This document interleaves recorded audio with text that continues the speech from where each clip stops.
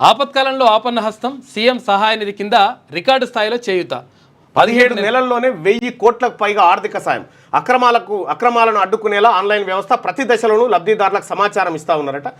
Yes, ఇది CM సహాయ నిధి బాగా ఉపయోగపడతా ఉంది. కానీ ఈ 1000 కోట్ల రూపాయలు ఎక్కడ పోతున్నాయి? ప్రైవేట్ కార్పొరేట్ ఆసుపత్రులకు. నీ గవర్నమెంట్ హాస్పిటల్లో ఈ 1000 కోట్లు ఖర్చు పెడితే హాస్పిటల్లో తలరాత మారిపోతుంది. కానీ ప్రైవేట్ హాస్పిటల్లోకి పోతా ఉన్నాయి ఈ 1000 కోట్ల రూపాయలు. ఇక అపన్న హస్తం అని చెప్తా ఉన్నారు. అపన్న హస్తం కాదు. ఎవరికి అపన్న హస్తం? పేదవాడికి కాదు. శాశ్వతంగా ప్రభుత్వ దవాఖానాలు బాగు చేసేటువంటి అవకాశం ఉన్నా మనం ఈ రకమైన స్కీమ్ పెట్టి నేరుగా ప్రైవేట్ హాస్పిటల్స్కి డంప్ చేస్తూ ఉన్నాం.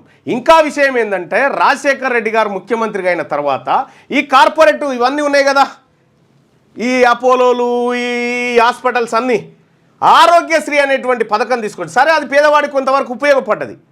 కానీ నిధులు ప్రభుత్వ ఖజానా నుంచి నేరుగా ప్రైవేట్ హాస్పిటల్ల ఖాతాలోకి పోయినాయి. సేమ్ ఫీజు రియంబర్స్మెంట్ కూడా ప్రభుత్వ ఖాతాలోంచి నేరుగా ప్రైవేట్ ఇంజనీరింగ్ మెడికల్ కాలేజీల జేబుల్లోకి వెళ్ళిపోయినాయి.